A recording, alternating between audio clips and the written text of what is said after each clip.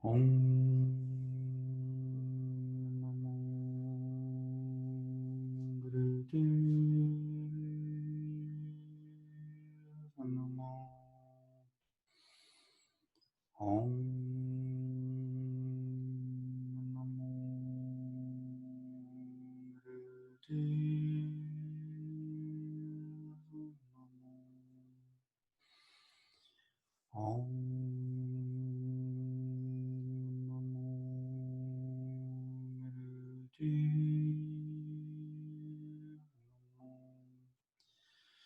Atguruname Tikat Guruname Sat Guruname Sri Gurudev Namo.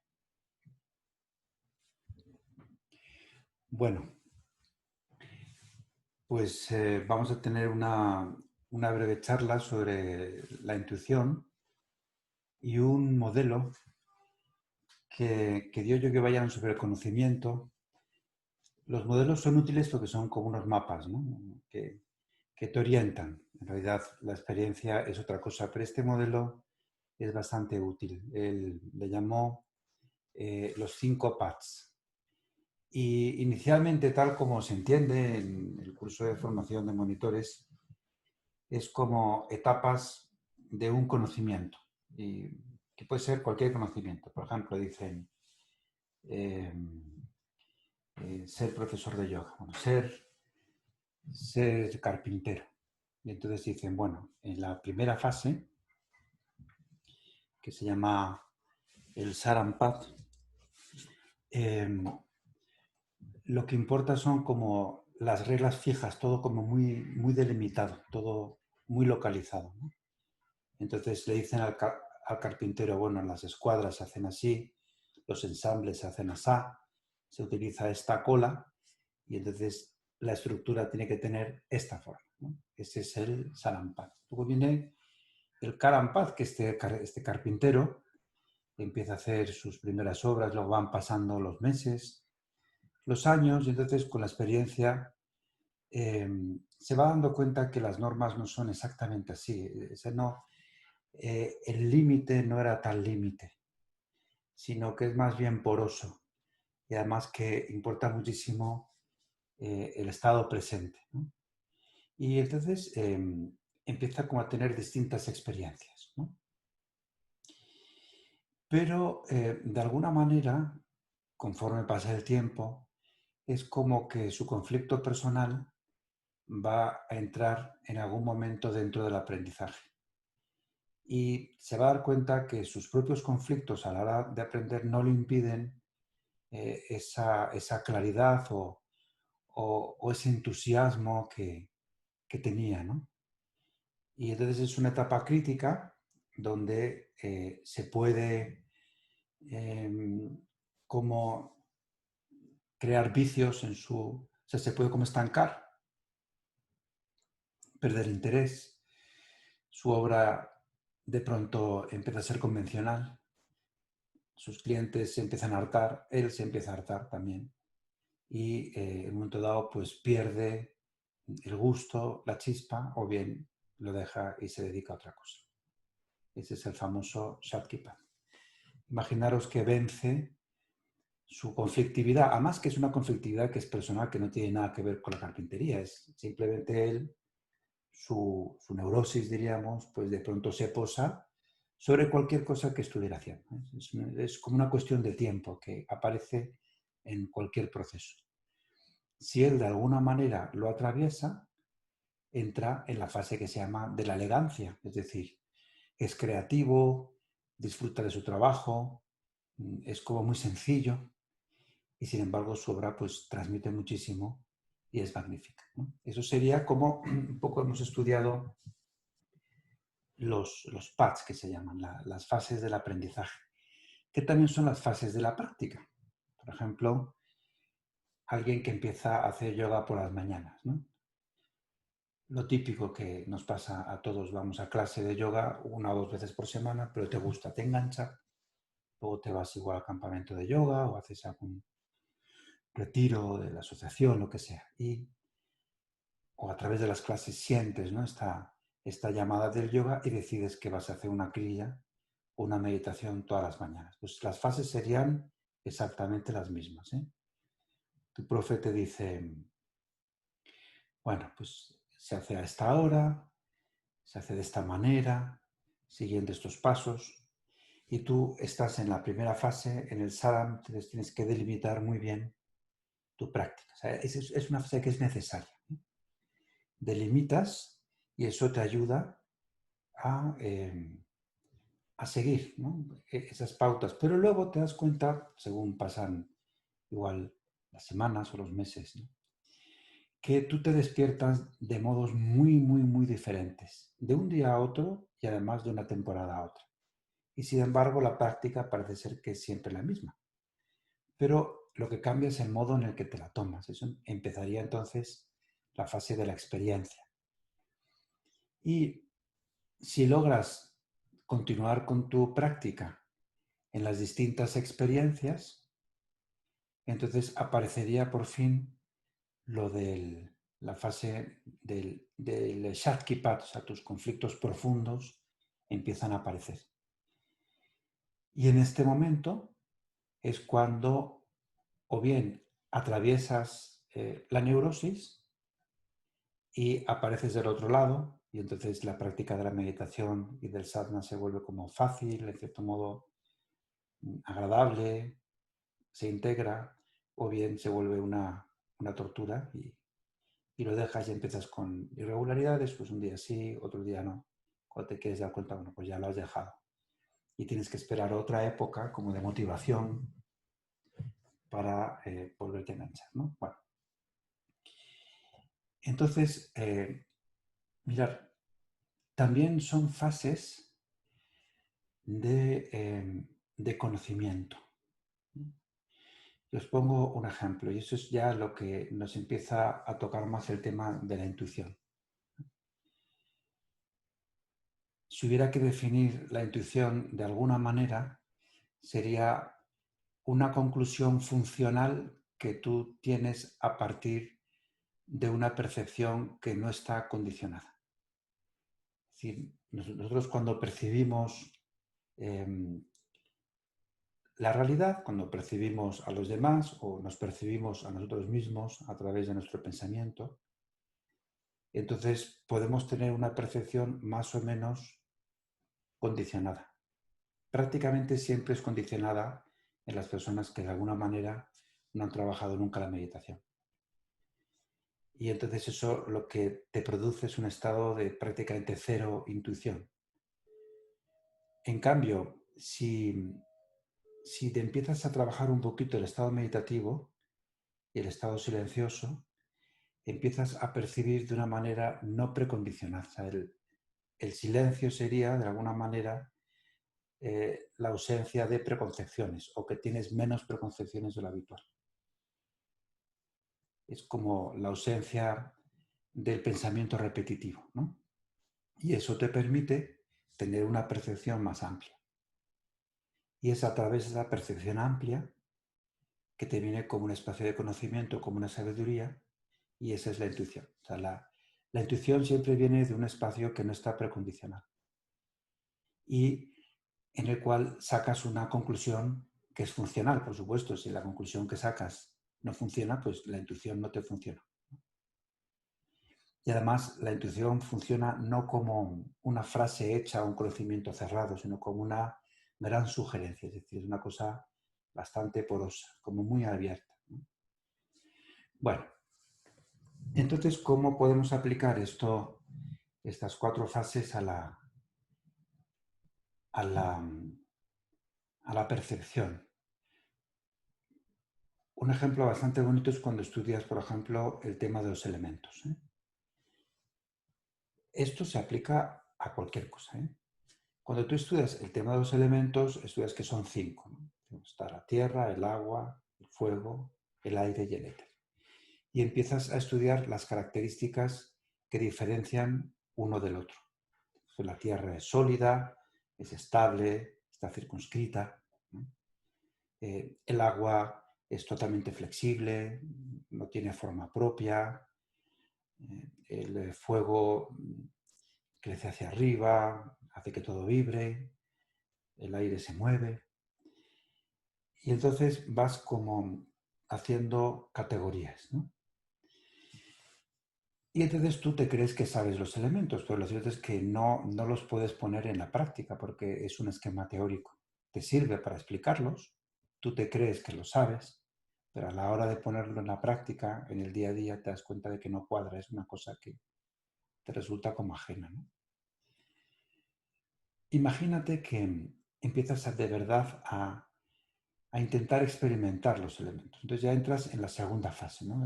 En el karma, que es en el aprendiz. Entonces te das cuenta que la tierra, la definición que tú tenías de tierra se vuelve porosa, empieza como a temblar. ¿Por qué? Porque la tierra la ves en un montón de sitios, pero en cada sitio que ves la tierra es diferente aquí que allí, que allí, que allí. Entonces digo, vamos a ver cuánta tierra tiene esta persona en su carácter. Y de saber cuánta tierra tiene, no sé, esta situación, ¿no? ¿Cuánta tierra puedo ver en este edificio? Y te das cuenta que en realidad cada vez que tú tratas de relacionarte con la tierra en cada situación concreta, es una cosa diferente. Entonces, la realidad empieza a no estar delimitada por la definición, por el concepto. Y aquí es donde ya empiezas a dejar entrada a la intuición. O sea, mientras la realidad sea un concepto, no hay intuición. Podrá darte mucha seguridad, podrá funcionar, pero lo que nunca tendrás es esta sensación como de apertura. Bueno, no solamente empiezas a ver que el concepto no funciona, o sea, el concepto es como una referencia casi, más que guardar la esencia de las cosas, se convierte simplemente en un indicador. La esencia empieza a trasladarse a la experiencia. Tu experiencia de la tierra es lo que la tierra empieza a ser para ti. Luego te das cuenta también que no la puedes separar, por ejemplo, del agua. O sea, que cada vez que ves tierra, ves agua. Entonces, ves arcilla, pues la arcilla tiene tierra, pero también tiene agua. O ves agua, el agua nunca es un agua pura, siempre tiene material disuelto, ¿no? Y un día te das cuenta que es que la una no puede existir sin la otra, siempre van juntas. Es como un juego. Y luego de pronto te das cuenta que el fuego y el aire, ¿ves? Y esto lleva tiempo. Esto lleva tiempo. Pero al final aparece el Shaktipat. Y el Shaktipat sería, y eso es muy importante ya para la intuición, ¿eh? Que tú tratas de controlar la situación. O sea, apareces tú como alguien que quiere entender porque quiere controlar. Quiere, en el fondo, quiere poder localizar las cosas en un marco familiar. Y eso no lo quiere soltar porque te va a enfrentar como a una especie de situación como de miedo, ¿no? Un miedo esencial, un miedo existencial, miedo a perder tu identidad. Pero claro, si tú no controlas tus ideas o no controlas el conocimiento, ¿quién lo controla? Entonces entras en un estado como de pánico, ¿no? Porque además hemos tenido experiencias previas en nuestra vida donde tú confiaste mucho en algo o en alguien y no funcionó. A partir de ahí tú necesitas ser el controlador de tu realidad. Bueno, mientras tú hagas eso, no vas a llegar a tener una verdadera intuición. Desde luego, serás flexible. Tendrás mucha más intuición de lo normal, pero no llegarás a lo que podrías tener. Bien, si tú sueltas el control, si de alguna manera eh, confiaras en el infinito, en lo desconocido, pasarías a la siguiente fase, a la que llamamos de Sage. Y es que ves los elementos con total facilidad en todas partes, cada vez que los ves diferentes y te das exactamente igual porque tú ya no intentas controlar, no intentas comprender para poder tener, diríamos, un marco de referencia conocido. y se vuelve muy elegante, se vuelve muy sencillo y muy simple. Y además se asocia con sensaciones de mucho relax, de mucha tranquilidad. Bueno, esto mismo se aplica a la relación y es, diríamos que la meditación, en concreto el Sadhana Rasayan, va mucho por este camino. Y es el siguiente. Mirad, nosotros tenemos como... Ahora voy a hablar de la relación, no voy a aprender, no de un estado de conocimiento o un estado de aprender algo profesionalmente o las etapas de alguien que medita haciendo sadhana, que en el fondo es exactamente lo mismo, ¿eh? Porque lo que vamos a hablar ahora es lo más importante de todo, que es la relación. Bueno,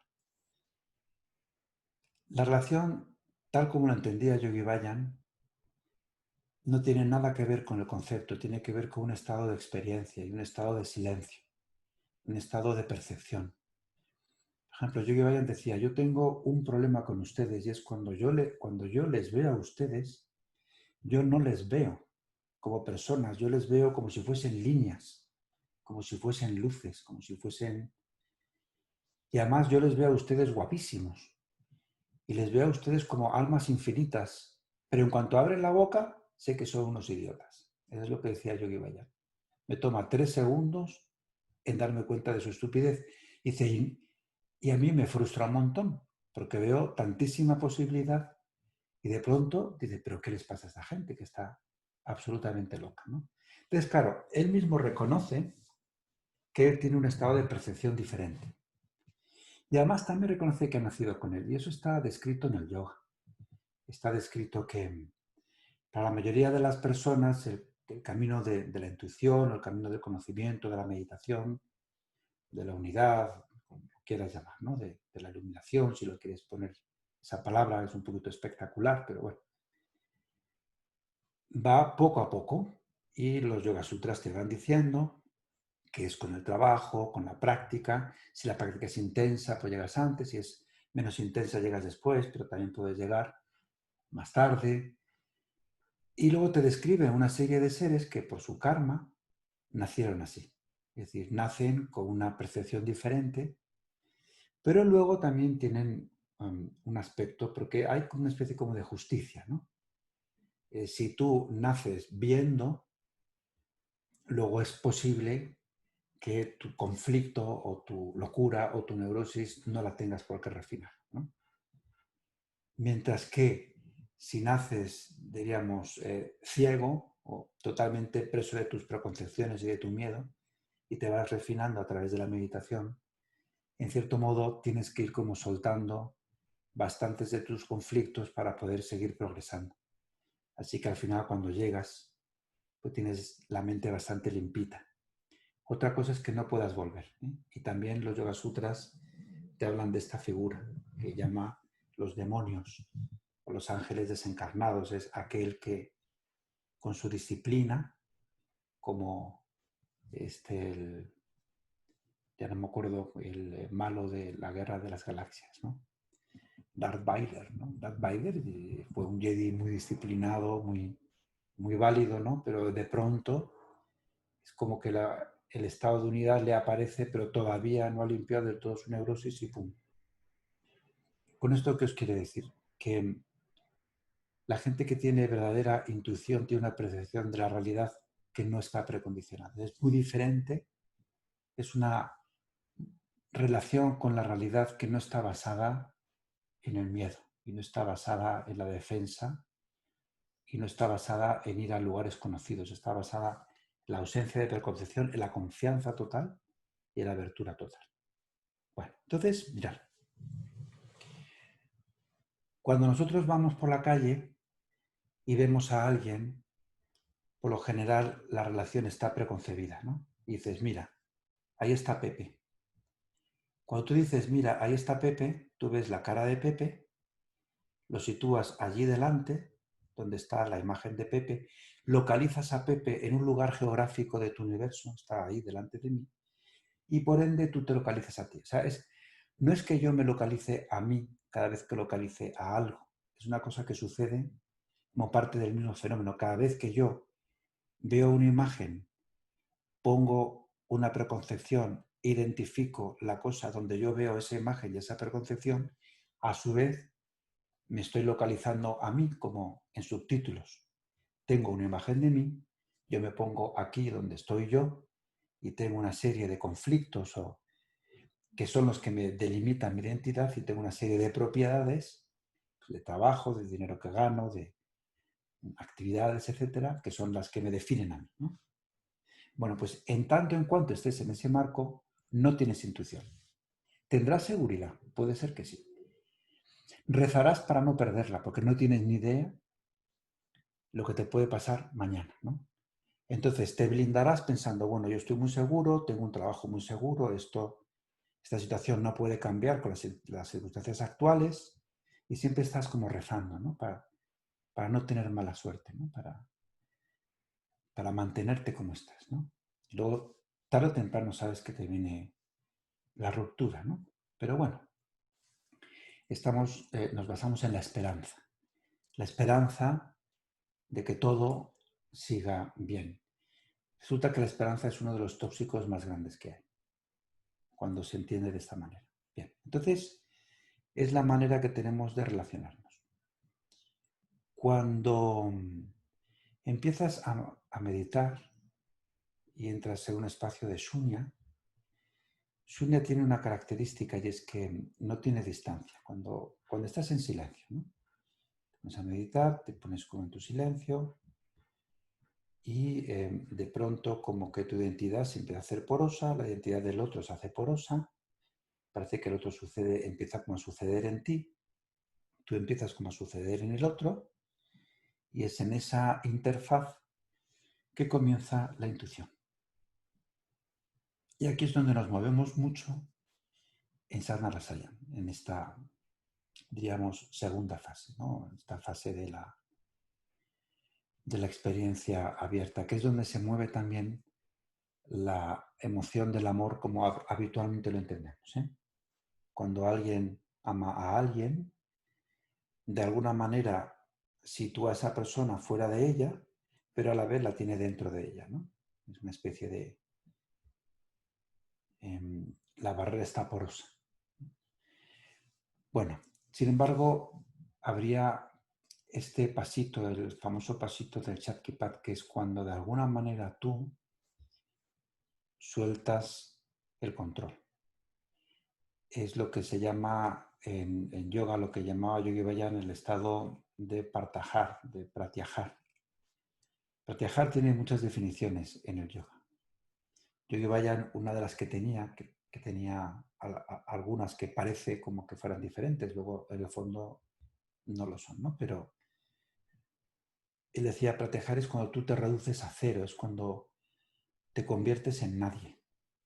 Si tú te conviertes en nadie, empiezas como a reducir, porque pratyajar es contraer, ¿no? Empiezas a reducir la identificación con tu personalidad, empiezas a volverte una especie de observador vacío, te conviertes en nadie, y en ese momento en que te conviertes en nadie, empiezas a participar de todo. Es decir, es como que empiezas a aceptar las cosas tal exactamente como son, como si fueran perfectas, ¿no?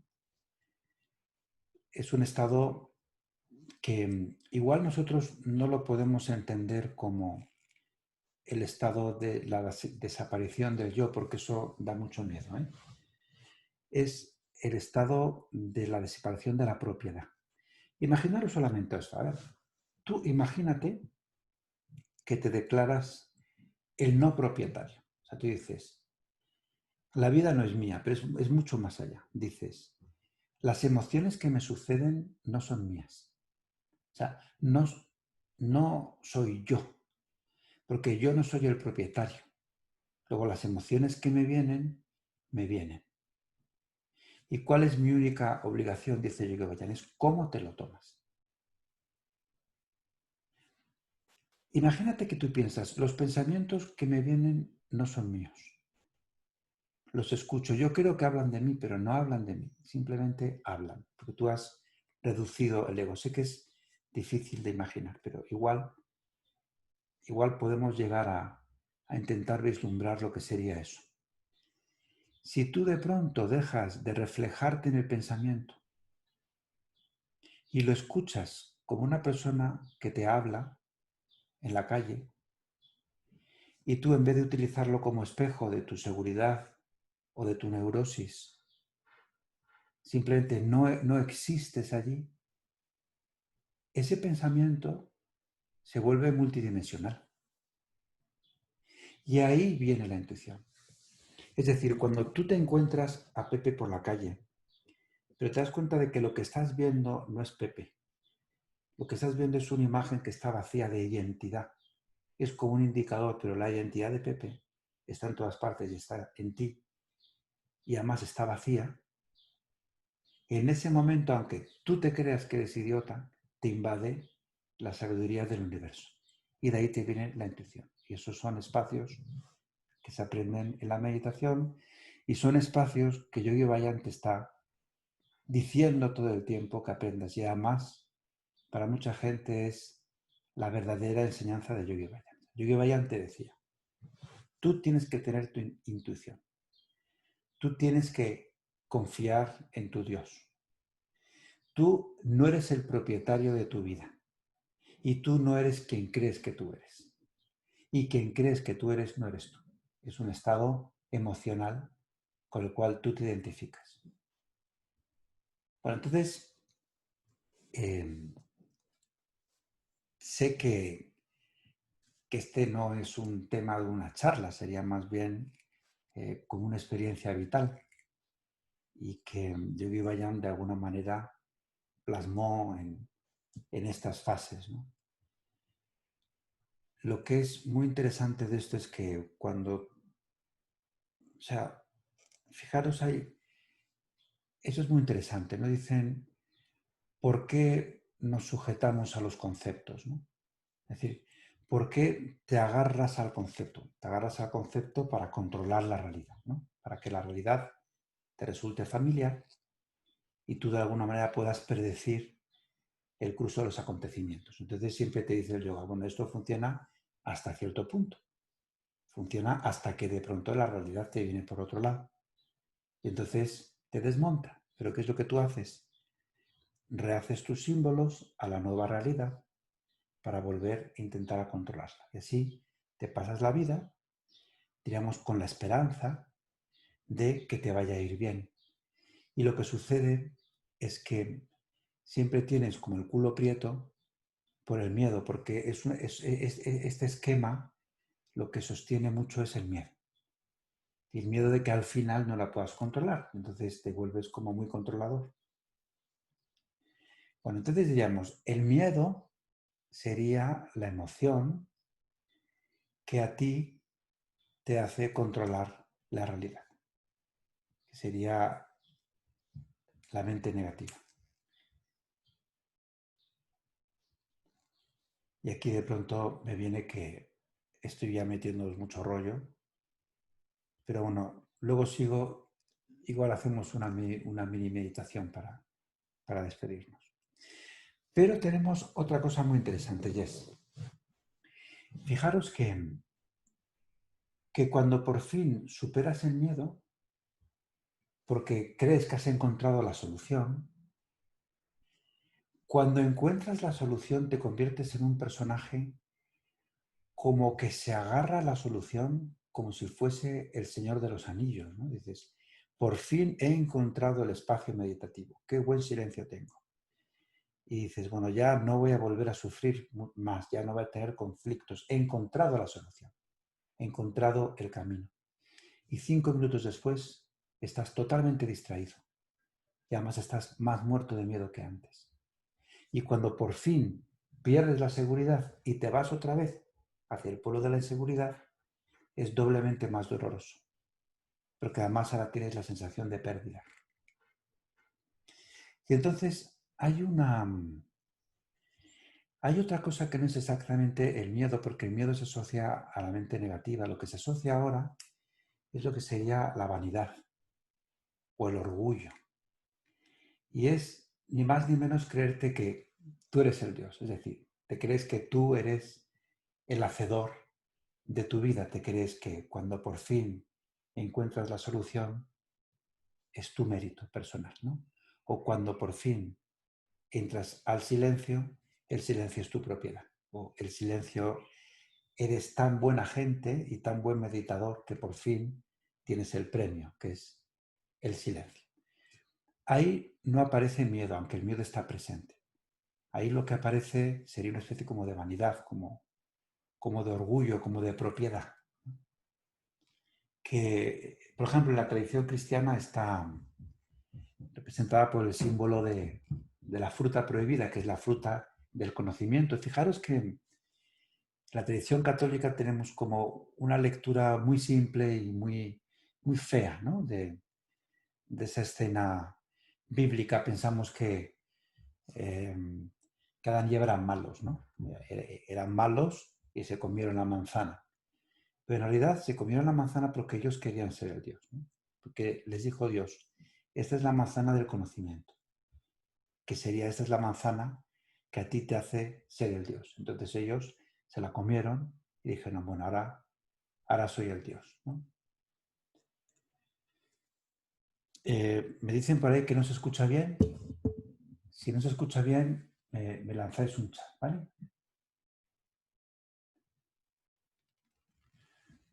Bueno,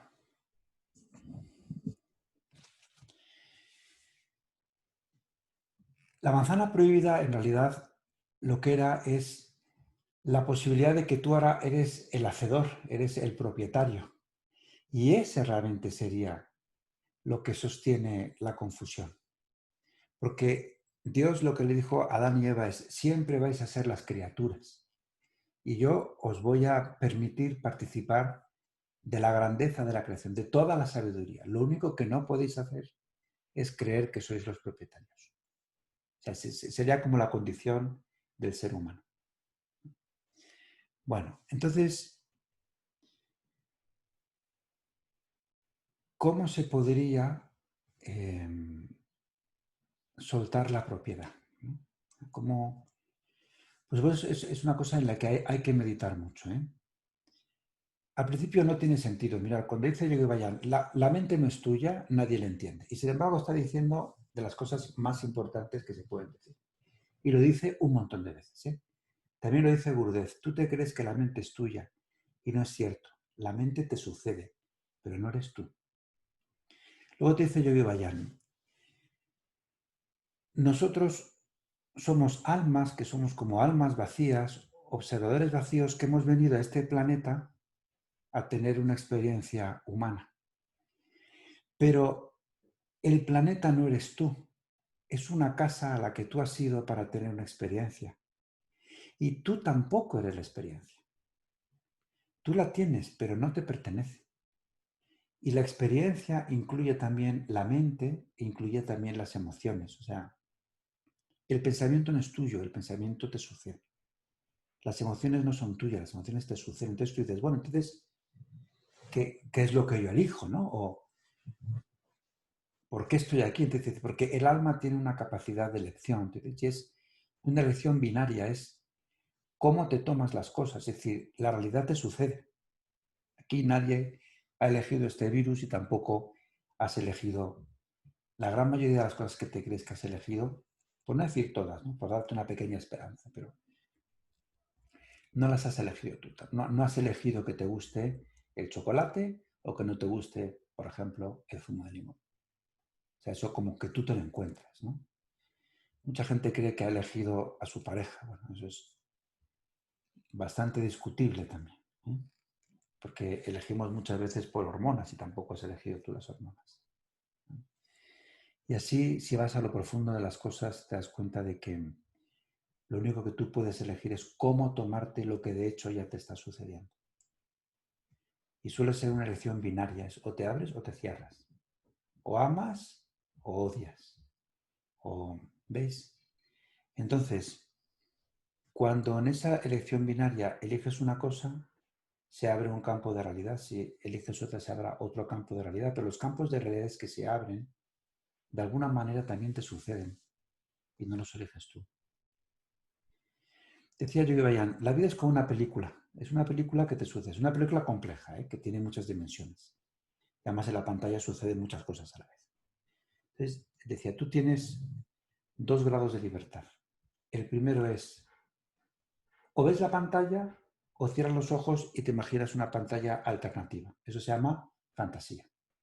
La fantasía te quita muchísima energía y te distrae. Bueno, pues prácticamente la mayor parte de nosotros estamos viviendo en la fantasía. No, salvo raras veces no vemos la realidad. Dice, y tu segundo grado de libertad sería qué parte de la película miras. Es decir, la realidad es muy compleja, tiene muchas dimensiones, pero tú puedes mirar una parte de la película u otra. En cualquier caso, tú no la eliges, pero sí es hacia dónde miras. Eso tiene que ver con tu intención. O sea, hacia dónde diriges la mente, dentro de lo que de hecho hay, ¿no? Dice, y luego eliges cómo te lo tomas. Es decir, si te lo tomas de una manera, aparece una serie como de valores. Y si te lo tomas de otra, aparece otra serie de valores. O sea, tú eliges dónde poner el sofá. Pero incluso tus actos van a ser fruto de los valores que has elegido. Es decir,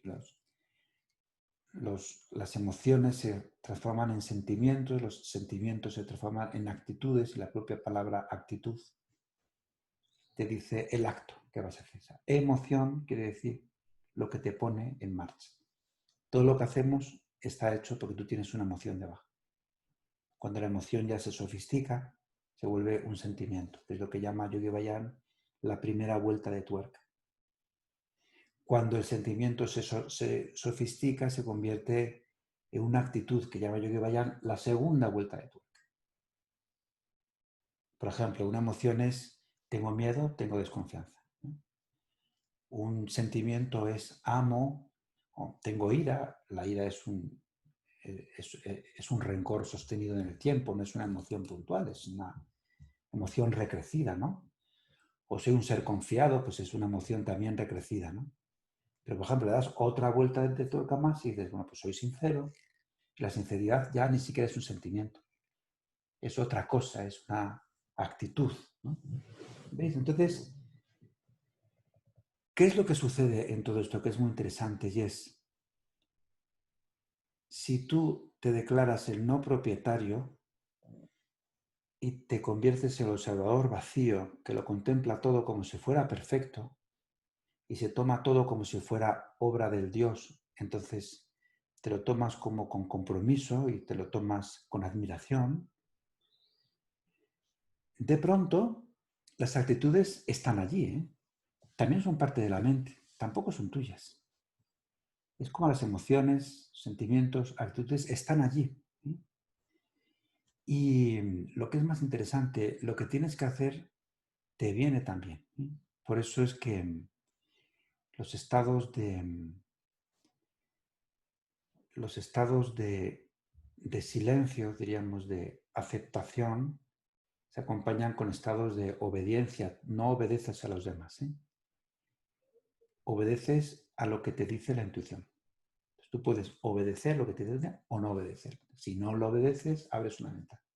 Si obedeces, abres otra ventana. Entonces, ¿cuál es el premio que obtienes ante tu aparente falta de propiedad o ante tu aparente falta de iniciativa? Pues obtienes una inteligencia mucho mayor que la tuya, porque la tuya estaba totalmente preconcebida, era escasísima. Una serie de actitudes que te vienen que tú no tenías ni idea que podían existir. Tienes acceso a un estado de paz y a un estado de felicidad que no tenías ni idea, y todo simplemente porque sacrificas la propiedad y obedeces también. Es decir, cuando tú buscas la solución a un problema, si tú lo estás buscando desde tu localización, desde tu miedo, desde tu control, desde tu ser propietario, desde aquel que solamente ve una posible solución y si no es esa piensa que no hay solución, es un estado muy muy contraído, ¿eh? Si en cambio vas buscando una solución desde la total aceptación, desde el soltar, desde el abrirte, desde el escuchar todo lo que te venga, entonces te van a venir muchas cosas, pero dentro de las cosas te va a haber una solución. Tampoco la solución es tuya. Eso es lo más interesante. La creatividad tampoco es tuya. O sea, la Kundalini no te pertenece. La Kundalini está por allí y tú te abres o no te abres. O sea, mucha gente cree que es propietaria de su energía creativa. No es cierto. Ya sé que son cosas como un poquito raras, ¿no? Pero si te metes por ahí, igual se te abren muchas puertas. Bueno, ya con esto acabo la charla. En la meditación hay un aspecto muy, muy bonito que es cuando entras en silencio. Cuando entras en silencio es una pasada, ¿no? Estás ahí, estás en todas partes, todo está en ti, una sensación de paz magnífica. Sin embargo, son estados frágiles que no aguantan muy bien la relación. O sea, tú te pones como en silencio, pero si de pronto viene tu pareja y te dice, oye, que tienes que ordenar el cuarto o que tienes que cocinar, o que te pones de los nervios, de, oye, que estoy en silencio, déjame en paz. O sea, no interrumpas mi estado meditativo, ¿no? Digo, te quieres dar cuenta, estás casi nervioso como gritando, ¿no? ¿Quién te crees tú para interrumpir mi silencio? ¿Ves? Entonces, de pronto te das cuenta que ese silencio es bastante frágil, ¿no? Es tu silencio, ¿no? Y lo otro está fuera, es lo que te estorba. Sin embargo, la meditación te da instrumentos para que al menos puedas conseguir ese silencio, que es bastante útil, por ejemplo, para detener trenes de pensamiento obsesivo o para darte un instante de no reacción. Es decir, no quiere decir que ese silencio a medias sea inútil, todo lo contrario. Además, todos empezamos estudiando y practicando ese silencio a medias, diríamos, ¿no? Donde aprendemos también incluso a detener el pensamiento. Pero eso te diría yo que vayan. Es el estado del comienzo de la relación. A partir de ahí tienes que empezar. No has llegado al final, todo lo contrario. Ahora ya viene el estado de la relación. Entonces, ¿cómo aparece la relación durante la meditación? Y esto es muy interesante porque entonces el sadhana se convierte en nuestro laboratorio. Es la relación con el pensamiento. Fijaros que cuando empiezas a hacer sadhana y has tenido experiencias de silencio, el día en que no tienes silencio te da mucha rabia y dices, me he confundido, lo estoy haciendo mal. Entonces el silencio aparece como una posición ideal, que sería más la posición buena, por contraposición a la actual, que es la mala, que es la conflictiva. Y entonces tiendes a soltar el conflicto y a enfocarte en conseguir tu silencio. No lo consigues porque estás totalmente contraído. Más porque estás negando la realidad. La realidad es que tienes un conflicto. Entonces, si te relajas en tu conflicto, te pones en silencio en 30 segundos, perdón, 3 segundos. Que es exactamente lo que dice Yogi Bayan, que tendrías que tardar en ponerte en silencio en una relación normal. ¿No? Bueno, entonces, ¿eso qué significa? Significa que los estados de meditación, cuando uno tiene silencio, justamente es la mente y el conflicto, lo que se llama el karma, que aparece allí para que tú lo actualices. Entonces mucha gente entra en silencio y dice, qué putada que llevo meditando en silencio bien 3 días, pero hoy, que es el cuarto, que se supone que tenía que llegar al grado máximo, justamente hoy me aparecen todos los conflictos y todos los problemas que yo creía que había superado, ¿no? Todo ese discurso es un discurso absolutamente negacionista, ¿no? Y que te hace además sufrir mucho. Entonces, ¿qué es lo que hacemos con la meditación? Cuando aparezca lo que se llama la mente negativa, ¿no? Aparece lo que es el conflicto, tú te identificas con tu miedo, ¿no?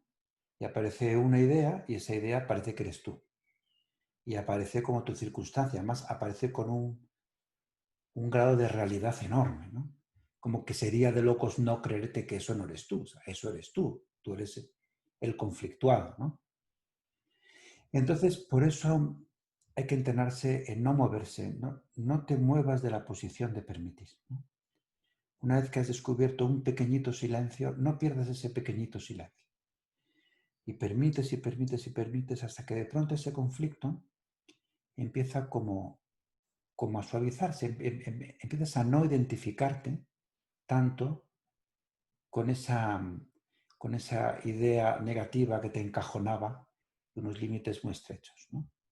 Bueno, eso requiere mucha práctica, que es no moverse ante la mente negativa y permitir. Nosotros en el Sadhana Rasayan lo hacemos bastante, pero no lo hacemos lo suficiente. O tal vez no lo hagamos lo suficientemente profundo. O tal vez sea que es una lección que hay que aprender durante toda la vida. No moverse en el conflicto y permitir y no alimentarlo. Es decir, no se puede rechazar, pero no se puede alimentar. Simplemente es que tú sostienes tu pequeñito silencio y te mantienes ahí quieto, permitiendo. Bueno, de alguna manera, y esto no tiene que ir por este orden y no tiene que ser un proceso rápido o lento, puede tardar milisegundos o te puede llevar 31 minutos, ¿eh? De alguna manera, cuando eso se empieza a suavizar, se transforma en un espacio que tiene mucho éxtasis, que tiene mucha paz, mucha tranquilidad. El problema te deja de importar, ¿no? Pero entonces viene lo otro, que es la mente positiva, que dices, por fin, lo conseguí, lo logré, y entras en esa especie de cosa de propietario de la solución, ¿no? Lo conseguí, lo logré, y como te metas por ahí, es cuestión de instantes que lo pierdas. Entonces vuelves a lo negativo con el doble de rabia, porque perdiste el paraíso. Entonces uno también tiene que estar atento cuando aparece la solución. Uno tiene que darse cuenta de que la solución no le pertenece.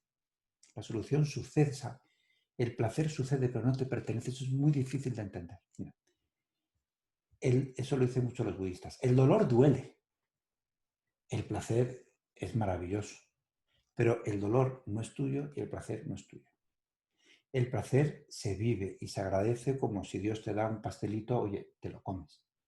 Además, el placer es placer, está buenísimo. Solamente se pide una cosa y es, no te la apropies, no es la solución. Lo agradeces, por supuesto, y das gracias, pero no lo utilices como una afirmación de tu éxito personal. Entonces, si logras no moverte en el dolor o en lo desagradable y no logras no moverte en lo agradable y en la zona de seguridad y sueltas la propiedad, es entonces que aparece la mente neutral. La mente neutral es impersonal. Entonces sucede una cosa muy extraña, mirad, ya con esto acabo todo este rollo. Cuando te metes en la mente neutral, tienes la sensación de que tú no eres tú. ¿Eso por qué? Porque nos identificamos muchísimo con el conflicto, es decir, con el conflicto y con las creencias. El conflicto te da un marco muy estrecho, pero es un marco muy nítido, porque los conflictos están muy bien delimitados. Entonces, tú te identificas con tu conflicto y tú crees saber quién eres. ¿Quién soy yo? Pues yo soy mi conflicto, soy mis emociones, soy mis creencias y soy mis pertenencias. Esto es lo que yo digo que soy yo. Soy este cuerpo y soy esta cara. Y ahí tú te has delimitado a ti. Y en ese tú tienes unas creencias y es, yo qué sé, por ejemplo, Pepita no me quiere y es una pesada y siempre está de mal humor. Yo qué sé, vale. Y eso me hace sufrir porque bla, bla, bla, bla. Entonces estás ahí metido en ese discurso y tú crees que eso eres tú, ¿no? Imagínate que de pronto no te mueves, no te mueves, y que entras en la mente neutral. De pronto, porque tú puedes entrar en la mente neutral en un instante, eso no te dice nada. ¡Qué gilipollez! Pero si en realidad, si Pepita está enfadada porque está enfadada ella, pero por otra parte tiene totalmente razón, pues yo soy un desastre. Desde luego, yo haría exactamente lo mismo y me reiría más el doble. Y de pronto no te importa. Entonces, en ese momento en que no te importa lo que te importaba hacía 3 instantes, sientes que tú no eres el mismo. Pero no es cierto que no seas el mismo, te dice Yogi Bhayan. Lo que pasa es que tu personalidad se expande, se vuelve flexible. Cuanto menos te localizas, más expandida y más flexible resulta. Hasta que empiezas a participar de la personalidad global. Pero sí que tiene como esta cosa extraña, como de cambio. Mirar, y no es que te vuelvas loco, porque justamente el problema de los locos es que se creen demasiado sus propios delirios, es decir, una realidad absolutamente estrecha. Se creen eso y se creen eso y no pueden salir de allí. Se creen todo lo que ven, se creen todo lo que piensan, se lo creen todos.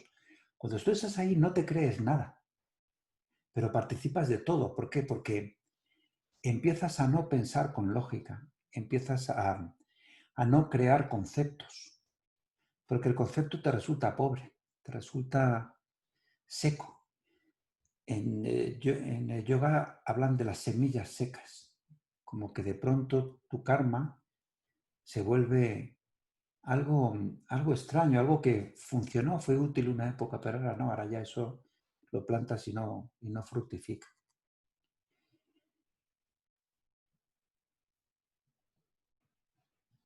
Pues eso, lo que hemos hablado hoy, hemos hablado de algo que es tremendamente práctico y sucede en la relación cotidiana. Para Yogi Bhayan tendrías que entrar aquí en 3 segundos. Dice Yogi Bhayan súper bonito, dice, tienes 3 segundos para entrar en silencio. Tienes 9 segundos para saber lo que le sucede al otro siempre que el otro hable. Si el otro no habla va a ser más difícil, pero en cuanto el otro abre la boca, tú ya le haces una radiografía en 9 segundos. Y te dice Yogi Bhayan, y le tienes que elevar. ¿Y eso qué significa? Aunque tú te das cuenta dónde está el otro atrapado en su mundo emocional, ahí no hay ningún juicio y además lo ves como perfecto. Y de alguna manera ves dónde está atrapado el otro, pero ves que podría no estar atrapado allí. O sea, que la potencialidad del otro es mucho más que eso, simplemente es una circunstancia. Y dice yo, tienes 40 segundos para hablarle y sacarle de allí. Tienes 40 segundos para ponerte a su nivel y más bajo. Dices, si el otro está atrapado allí, en 40 segundos te tienes que poner atrapado allí, todavía más atrapado que él, y entonces le empiezas a hablar y le sacas de allí. Y al segundo número 40 le dejas. ¿Por qué? Porque está totalmente chiflado y a ti no te interesa absolutamente nada ese estado. ¿Vale? Pero sí tienes esos 40 segundos que él llama como de compasión y de elevación. O sea, realmente a nadie le importa la locura del otro, ¿no? O la neurosis del otro, la fantasía del otro, te intenta chupar tu energía, te intenta meterte en su propio mundo, etc. Pero de alguna manera sí que tendríamos esa capacidad de poder ponernos a ese nivel y de pronto sacarle. Y bueno, ya voy a terminar. Como sé que me estáis escuchando muchos de Sandarasayan, mirar, en Sandarasayan lo que es meritorio es la individualización. Entrar en silencio puede ser más o menos fácil, pero es la relación, es cuando de pronto escuchas al otro. Eso es individualizar, te pones en relación con el otro y le escuchas. Y si le escuchas desde para viajar,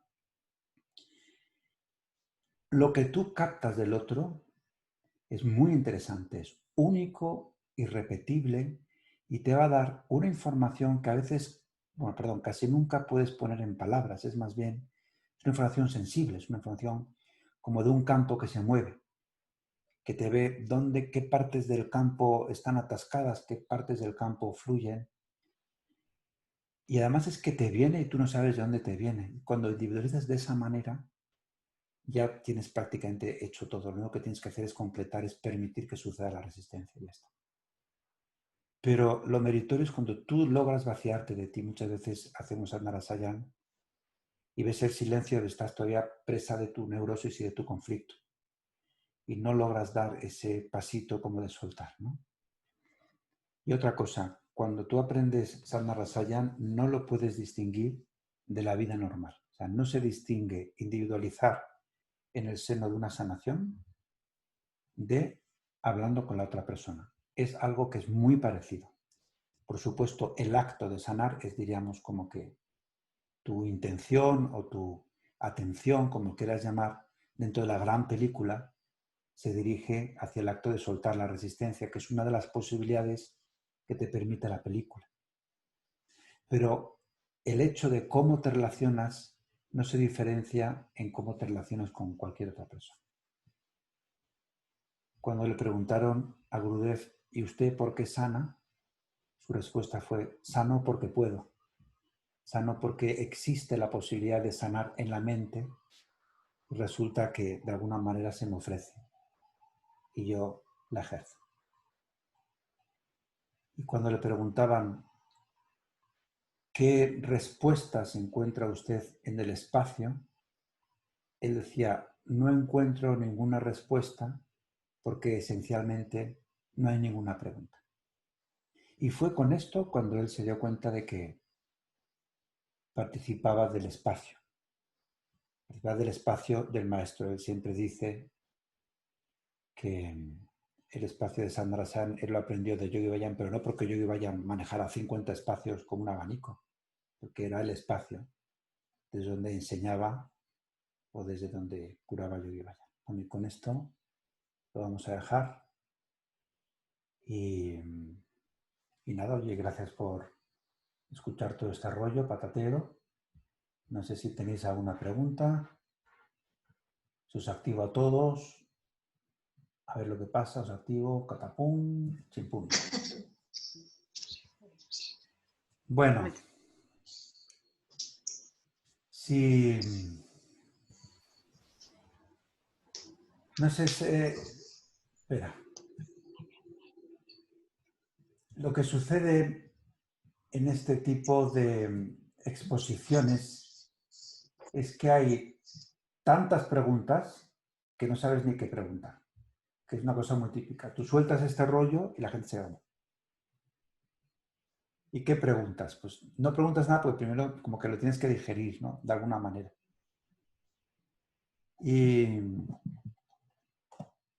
Y bueno, pues cualquier pregunta que tengáis, hacerla ahora o hacerla cuando queráis. Y nada. Yo os doy 3 minutos para que alguien pregunte algo. Y una pequeña meditación. ¿Queréis hacer una pequeña meditación? Bueno, el que no quiera hacer la meditación, pues se puede ir. Voy a hacer una muy, muy cortita, ¿vale? De hecho, voy a recortarla. Mirad. Es la LA929. Vas a poner la mano derecha en esta postura. Mira, esta es la postura de la autoridad de Júpiter. Y Júpiter se pone perpendicular y se coloca aquí como tipo, aquí estoy yo, Júpiter, ¿no? Padre de los dioses, ahí. Y aquí con la mano izquierda la pones en el pecho, vas a cerrar los ojos y vas a inhalar por la nariz y exhalas por la boca como un silbido.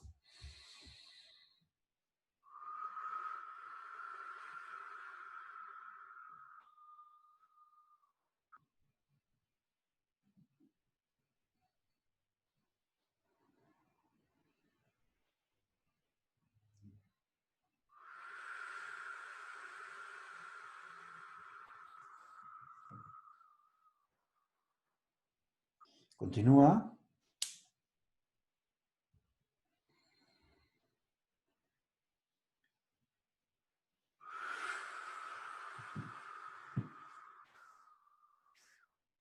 Yo te hablo mientras tanto. La mano derecha es la mano de Júpiter, que es tu autoridad. Tiene mucha presencia, es la fuerza del punto del ombligo. Continúa. Siente la fuerza del punto del ombligo a través de sentir la presencia de la mano derecha y del dedo de Júpiter bien tenso. Y en tu autoridad tú estás totalmente sola con tu Dios, no hay nadie. No hay pareja, no hay padres, no hay hijos, no hay jefes, no hay empleados, no hay amigos. Tú y tu soledad. Y desde ahí tomas las decisiones. Y desde ahí sueltas las cosas. Y sigue respirando. Esa respiración es la respiración regeneradora. Es decir, yo te cura, te renueva, te refresca. Mano derecha firme, mano izquierda relajada en el pecho. Es la compasión. La compasión es cómo tú te comunicas. Pero tú las decisiones las tomas con la derecha, con el ombligo. No las tomas con la compasión. Con la compasión tú las comunicas y las llevas a cabo. Pero la decisión es con el ombligo, con la autoridad de Júpiter, de tu soledad, de tu autoautoridad. Continúa inhalando esta respiración regeneradora.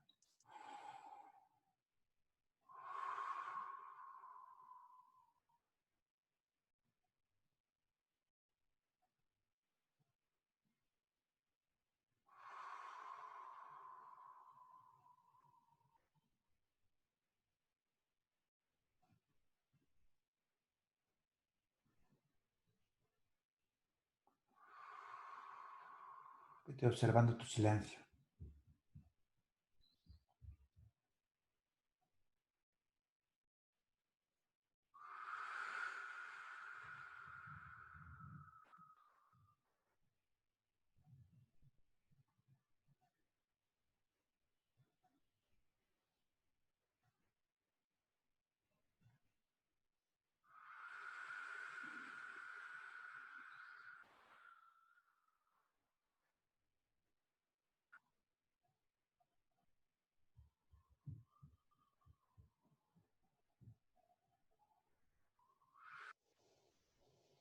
Ahora cambia. Mano izquierda en Júpiter. Mano izquierda en Júpiter. Mano derecha compasiva, el corazón. Punto del ombligo ahora está representado por la izquierda. Júpiter tenso, autoritario. ¿Veis? Está ahí delante. Posición de basta ya. Aquí estoy yo, firme. Sigue respirando esta respiración, ojos cerrados. Y en el trasfondo de todo esto siente tu silencio. Ese silencio, ese espacio de silencio.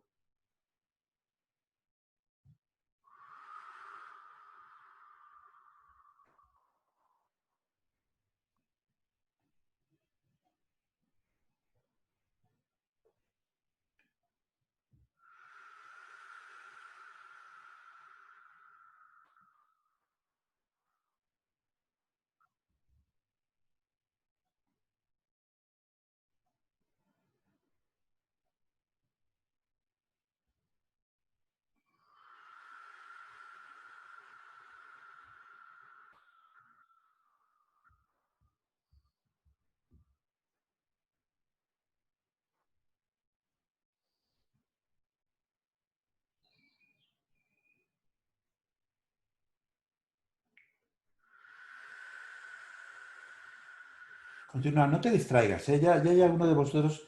No te vayas de tu silencio.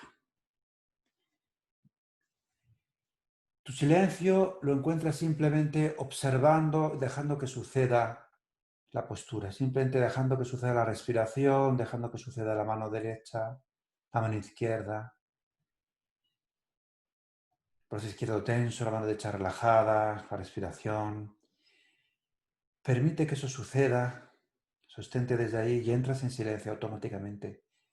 El silencio luego se siente muy bonito por detrás de los ojos, en la cabeza, en el centro de la cabeza. Continúa 30 segundos más. Sigue respirando.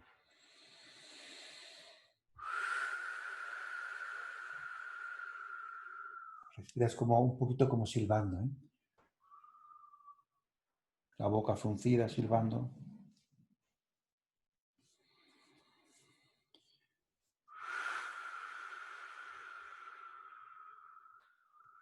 La cambia. Otra vez, mano izquierda al corazón, mano derecha encima, en esta forma, como unos centímetros por encima del séptimo chakra. La línea de arco. Continúa. Misma respiración.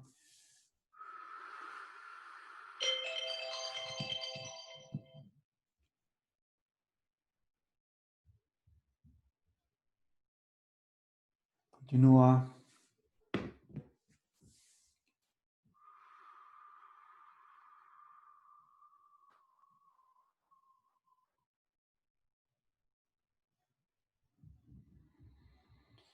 Y observa las sensaciones de la coronilla, cómo se abre.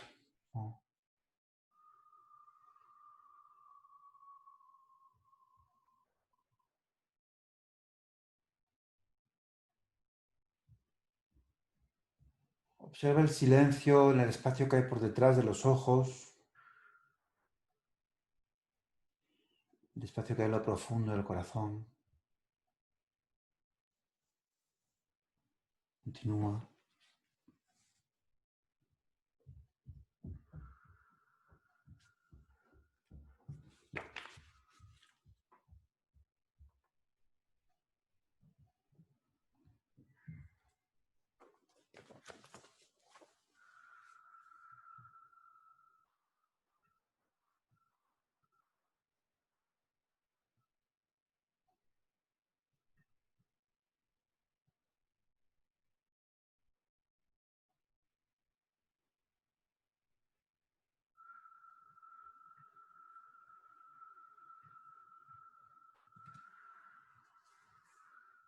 Un minuto más.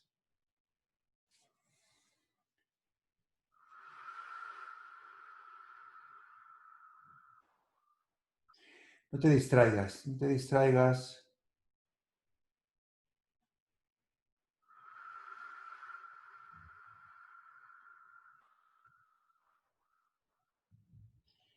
Descansa en tu silencio, permite la sensación de la coronilla, deja que suceda, permite la sensación de la respiración, del corazón.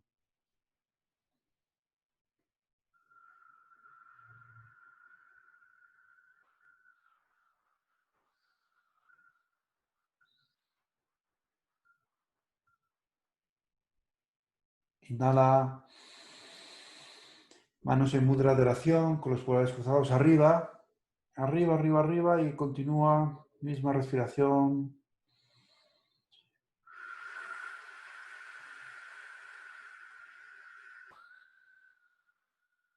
Continúa, observa cómo se expande la energía hacia arriba, hacia el cielo.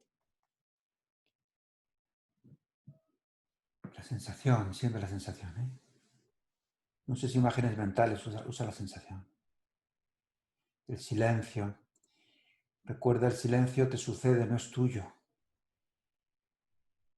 Redúcete, deja que suceda por sí solo. Siempre estuvo allí. Simplemente ahora sucede. Escúchalo.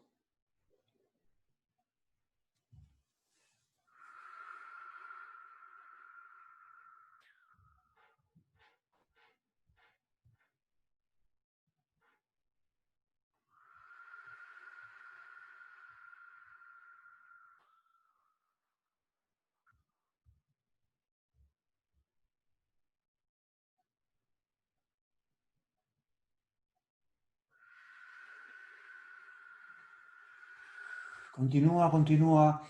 Y cuando de alguna manera los que de vosotros, como que de pronto como te vas, tómatelo como lo desconocido. Y escucha, escucha el silencio, escucha lo que te viene.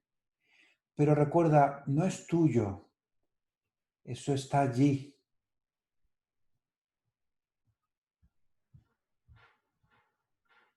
Sucede por sí solo, escúchalo, relájate.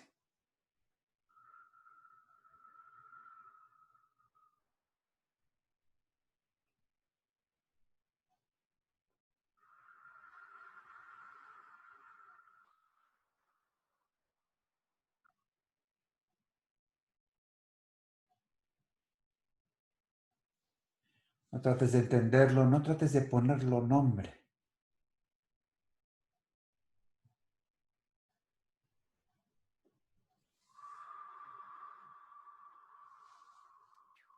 Sigue respirando.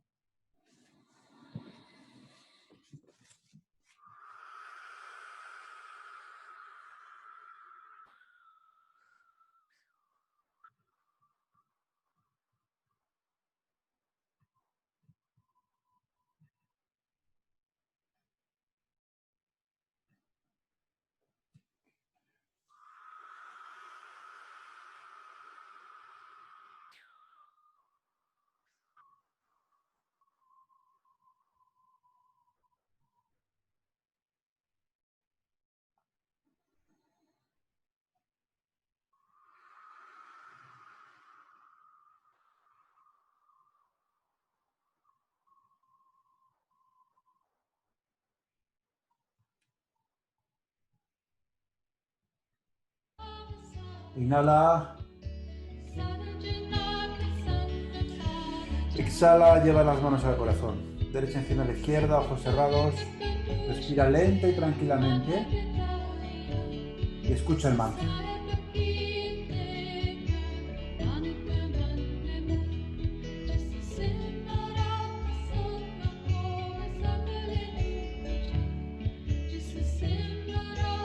Escucha el mantra y no pienses, no fantasees, no dejes que te lleve en fantasías. Escucha desde el silencio.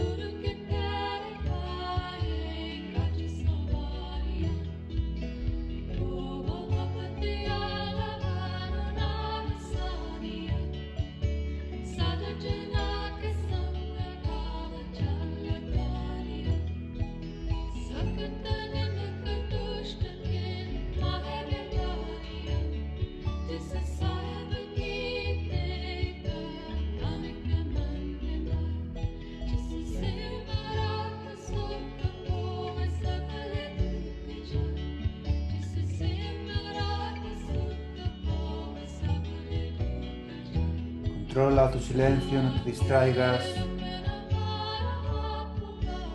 Te muevas de permitir, no te muevas de sentir tu silencio.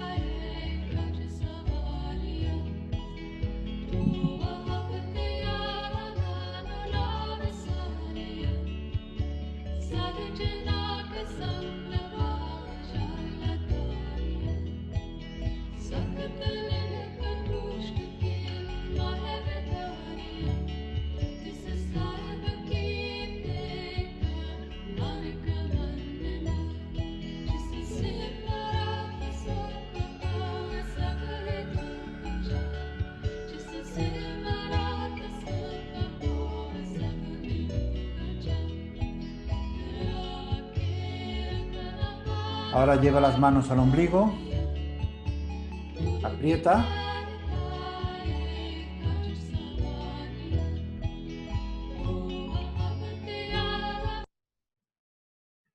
y empieza a cantar Har, Har desde el ombligo.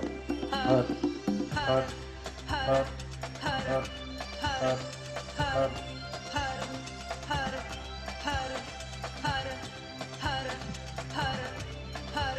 Mira, tienes que cantar bombeando el ombligo y observa tu lengua, el centro de la lengua, de la base, como si la lengua fuese una montaña.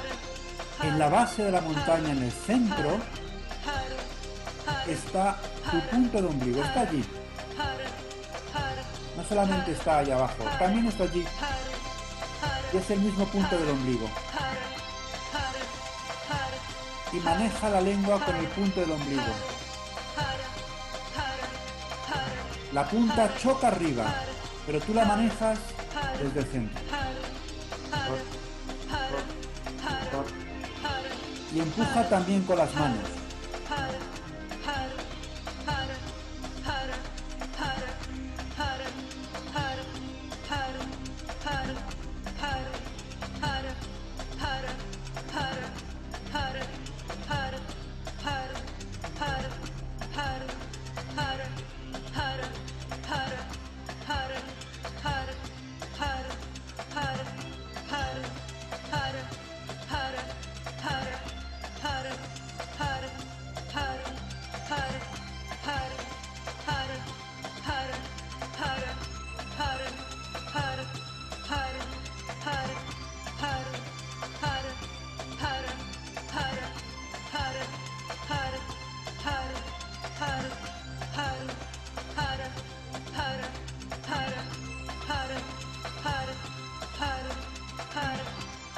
40 segundos, no te distraigas.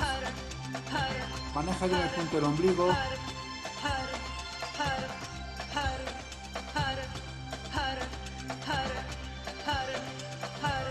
Manéjalo con la lengua. Observa la lengua.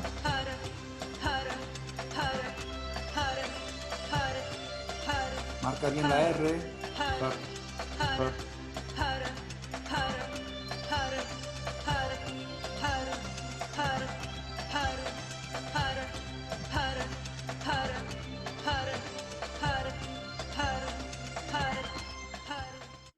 E inhala, brazos en cruz, perpendiculares al suelo. Inhala.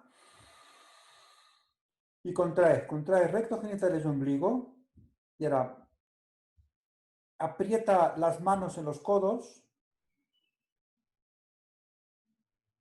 Y aprieta las costillas alrededor de la columna vertebral y sube la energía arriba.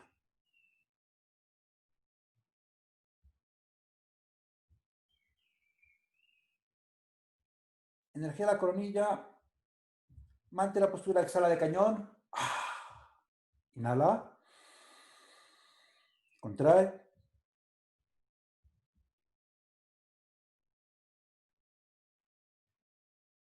Mulvan. Las costillas como que abrazan la columna. Los brazos fuertes de la coronilla. De golpe exhala. Última vez. Inhala. Contrae. Fuerte. Y sincroniza, quiere decir, contraes fuerte todo. Mulvan, costillas, la musculatura de la columna, alrededor de la columna exprimiendo, subiéndolas. Estira la espalda.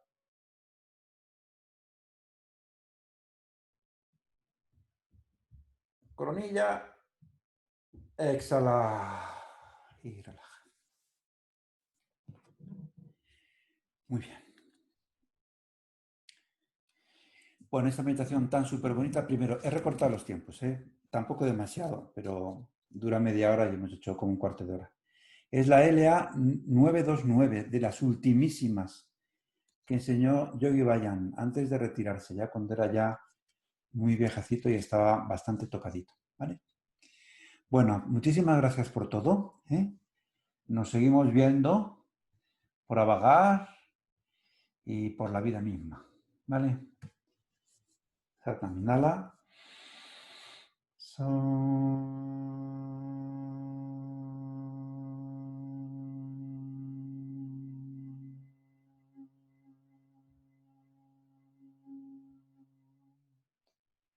No. No.